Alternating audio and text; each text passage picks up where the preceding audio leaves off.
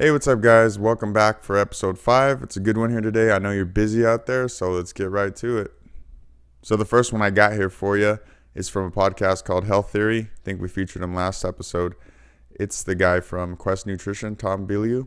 Anyway, him and his guests, they're going over how to really talk to parents when it comes to nutrition, and not like as parents, but to your parents, to previous generations, and really people in general when it comes to diet or really any kind of lifestyle. With our parents, it's really hard. It's really hard. You have to understand that this is a lifetime of different choices and behavior. So it's not going to be changed overnight. And when you're talking about parents too, you've got to remember there is a lot of pride that people derive from being able to take care of their family. Certain things to remember here when you're talking about diet, especially with other people, is that they've been doing it a long time their way. So it's important to realize that even if it ends up being that they can change their certain habits, that it's going to be a really slow process.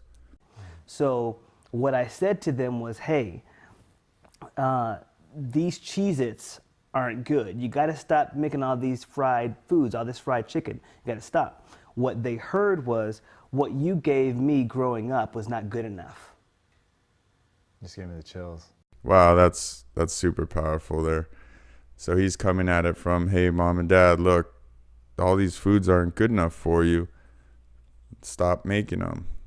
But they're looking at it from, well, son, we fed you these your entire life. What we were doing isn't good enough. There's a lot of judgment there. So he's kind of looking at it from their standpoint and their mindset. I think that's pretty important to realize when you're talking to people. They might think that you're telling them they're not good enough. So you want to steer clear of that. So that's it was a cultural clash. So we're fighting, not knowing that we want the same thing, but they're insulted because I'm saying that what you gave me growing up wasn't good enough. How do you get past that? You go around it. You don't critique the food. So I stopped critiquing and I showed them like a different way. I showed them the other foods. It's the way that you talk about it, and it's less about not making it seem as if that food is just not good for you, which it's not, but just saying, hey, I know that that you have this weight loss goal or you have this health goal. I think if we do it this way, it would help you out more. So I think what we're getting from this is, don't make it about the food. Don't make it so restrictive. Don't cast so much judgment, so much blatant judgment, and tell a person they're wrong or right or whatever, especially when it comes to food. Instead, maybe add some foods that you think are better, and who knows, you might be wrong too, right? So let's take it easy there a little bit, but add a couple foods in here with your meal, or offer to bring something, or even offer to cook yourself, right? And kind of show them healthier recipes. It is important to remember, look, they are your parents, or anyone for that matter. You love them, they love you. Find the common ground. Don't make it so much about right or wrong. So next one I got here is from Dr. Berg. He's a doctor that I follow online. He's real knowledgeable when it comes to diet, nutrition, lifestyle. He received a phone call from a guy who had some questions about his son, who is 15, trying to put on some mass for high school sports. He's kind of a late bloomer. Dr. Berg gives him some advice. For him, he's 15 years old. He's probably has a metabolism that's just incredible. And so honestly, for kids and up to like 15 years old, someone like that, I would have him stick with 3 meals per day. But here's the catch. Absolutely, positively, 0 snacks, okay? Get the carbs out. We don't want to do this with carbs. He needs to have large meals and add more fat, a little bit more protein, but not too much, okay? But his carbs should be on the high end. So he's saying his carbs should be on the high end, but the high end of ketosis. He's saying that he would advise that his child actually gets into keto. Now, some people can still be in ketosis with carbs above 50 grams. So what I would do if I were you is I would get a ketone tester. I like the Mojo one, Keto Mojo, because it gives you glucose and ketones at the same time. So what you could do is you check his ketosis and then have like 50 carbs a day and then go 60 carbs a day and go 70 carbs and find out what amount of carbs he can consume without bumping him out of ketosis. Then you'll know. And he might be able to tolerate 60 or even 70 grams. And then, but just make sure the carbs are quality, like maybe some berries and things like that. But I think that's what we need to do. Do weight training, exercise, 3 meals, no snacks, large quantities of food, more fat. That way, the more fat, that will prevent him from tapping into his own reserve. But that's what I would do if I were you. In fact, yeah, 3 meals, no snacks. And if he's hungry between the meals, then we know he has a blood sugar problem, add more fat. Good question, though. I think that's some pretty awesome advice there. He goes into really stressing the no snacks. It's so weird, though, because it's stuff that we've been taught for a really long time. You got to eat 6 meals. You got to do snacks. You got to do shakes if you want to put on mass. He goes so far into the hormone aspect, growth hormone, insulin, blood sugar, everything you can imagine. He's considered it all. And saying 3 meals with no snacks, that just seems so crazy. But he's probably right. So the next one I got here is from Joe Rogan. They're going into recovery, and for an elite athlete, or really just any type of high intensity athlete, what kind of advice would you actually give for recovery? Now, do you limit any foods? Are there any, like, do you allow people to eat pasta or bread? Do you cut anything out of the diet? Honestly, they can have whatever they want at the right fucking time. You know, like, if you look at like the metabolic equivalent, right? For somebody like yourself, let's say you go on, you fucking bust a fucking workout out, you can burn 800 calories. You know you can burn 800 calories in a workout, no problem, right? So if you're burning 800 calories and you're anaerobic and your body's primary source of fuel is going to be carbohydrates, let's just take all the formulas and all the math out of it for a sec, but let's say 800 calories. There's 4 calories for every 1 gram of carbohydrates. For you to fucking replenish what you need 200 grams of carbohydrates just to replenish what you just did for a workout. So, all right, you're doing a workout, 800 calories. How many carbohydrates do you need to replenish those 800 calories? He's not talking about your average guy who's, just hanging out at the gym, whatever. He's talking about elite athletes. Remember this, he's an MMA coach. How many motherfuckers do you know take 200 grams of carbohydrates post-workout? None. Very few. But at the end of the week, they're like, God, I'm fucking tired. I don't know why I'm so tired. Yeah, that's kind of funny. He's saying, look, if you don't replenish your body with what it's actually burning off, you're going to feel tired at the end of the week. Well, if you do a serious workout and your goal is not weight loss, not fat loss, and you really are, not an elite athlete and more concerned with performance, then it's going to be a smart thing to actually feed your body that many carbohydrates. So what kind of carbohydrates would you, like, say if someone wanted to do like something like a CrossFit workout or something like that, a lot of kettlebells, chin-ups, box jumps, shit like that. Right. What kind of carbohydrates would you have them refuel with post-workout? Fructose, dextrose, caffeine, and salt. That is all those 100%, because that's going to activate all the You think of salt as a carbohydrate? No. But you just add it to it. Yeah, because in terms of transporters, that is one that it activates. The S-glut one is a sodium dependent transporter. Now, how much with salt? How much salt would you add, and what kind? How much salt would you add and what kind? So I'm a huge proponent of salt. I love the Redmond's Real Salt. They're not a sponsor. Like I even have any sponsors. Come on. I take about a teaspoon right when I wake up with about 10 ounces of water. Seems to really get me going. It's kind of like a little boost. And I think so many people are low on sodium, we don't even realize it. And we were taught that salt's bad, limit your salt intake, whatever. It's kind of garbage. Like in what Depends form? on how much weight they lose. So say if I did a hard workout, I lose 7 pounds.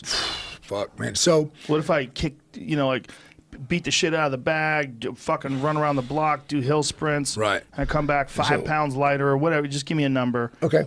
So basically, with sweat, now this is I'm negating a lot of fucking other math. Okay. But every pound is basically 500 milligrams of sodium. Every pound that you lose for salt, you lose about 500 milligrams of sodium. So if you lost 7 pounds, you would need basically 3,500 milligrams of sodium to fucking replenish what the fuck you did. That seems like a lot. Yeah, that's negating a lot of other fucking things. I'm telling you, but a lot of things like people are like, that's a lot. Yeah, it does sound like a lot of sodium, right? But I think he's basically saying, yeah, a lot of people do think that, but a lot of people, perform really, really terribly athletically in life. Maybe we were taught the wrong thing all these years. There's a lot of science that you look at is from fucking average Joe. How many average Joes are gonna lose 7 goddamn pounds in a fucking workout? 0. Right? They're like, I lost half a pound. I was on the elliptical All machine right, for 15 so take minutes. 250 milligrams of fucking sodium, you're good to go. You know what I mean? So how do you have them take the sodium in what form? It's all going to be like, I actually want them to take carbohydrates during and post-workout. During. Yeah. So it reduces, in what form? Fruit? Fruit, yeah. So it's going to be blended fruit and the dextrose is going to be a specific type of sugar. They drink it, and what happens is when you increase insulin, that actually decreases cortisol. All right, guys, again, this is extreme, intense athletes we're talking about here. Again, not average Joe, not the guy hanging out, walking on the treadmill for 10 minutes. So when he talks about carbohydrates during and post-workout, remember that. Crazy elite athletes. Right? Cortisol is not a fucking bad thing, man. It's a glucocorticoid that actually helps get rid of inflammation. Problem is, like, people, like, nowadays are like, oh, it's the fucking stress hormone and shit. Like, your body doesn't create a fucking hormone that's bad for you. It's not going to. Like, your body does not create something that is bad for you.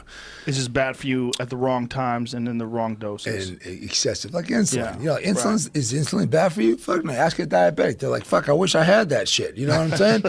But when you have it in excessive amounts, you know what I'm saying? That's our problem, man. Right.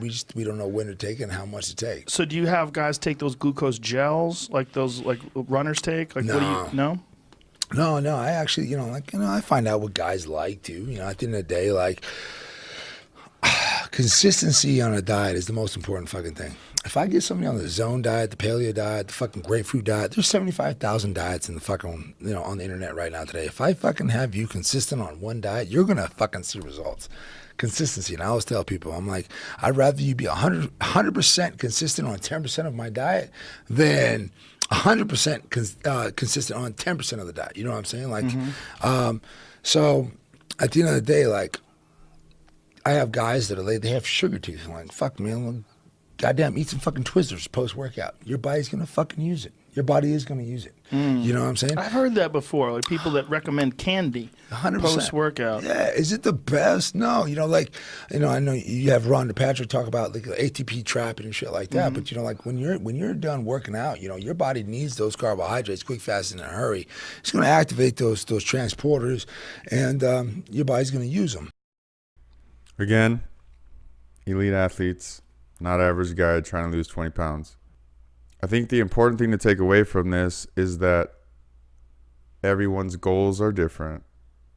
Everyone's body's a little bit different. So maybe take all that into consideration when you're talking about nutrition and your recovery methods. If you're trying to lose weight, trying to maintain peak performance, all things you should consider. Also, they go super in depth in this podcast. All the science is insane. You should definitely check it out if that's something that you're into. So last one I got here is from a dude online. His name's Frank Tufano. He's crazy knowledgeable when it comes to diet, nutrition. He's going over kind of like what the last guy said, how there's, thousands and thousands of diets out there. Frank has a different take on it. He's comparing some of the diets, but he's got a pretty cool perspective on some things. You know what's funny? Out of every diet there is, every single diet there is today, there is only one diet that our ancestors had followed in the past, and that is the carnivore diet. If we look at human history and what diets humans have followed for thousands and thousands and thousands of years, the only diet that has ever been present is the carnivore diet. So for anyone saying the carnivore diet is a fad, it's going to disappear, you're missing that key idea. Let that sink in. He's saying that out of all the diets out there, which ones even existed? You know, you can get into eating seasonal, you know, when it's wintertime. Certain foods weren't around that we now eat 365. So he's kind of, you know, shedding some light on it. Hey, look, there was actually only one diet that exists today that even existed back then that people could eat year round.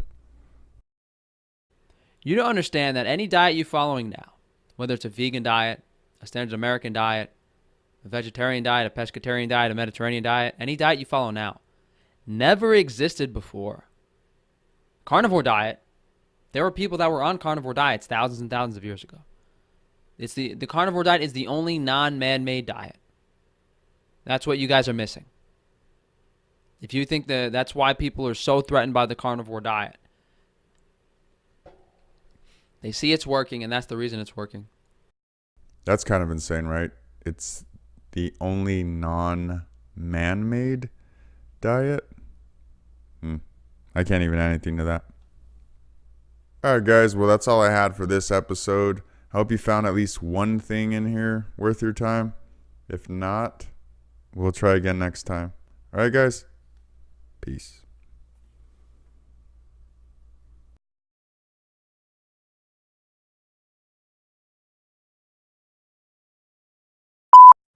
Hey, what's up, guys? Welcome back for episode 5.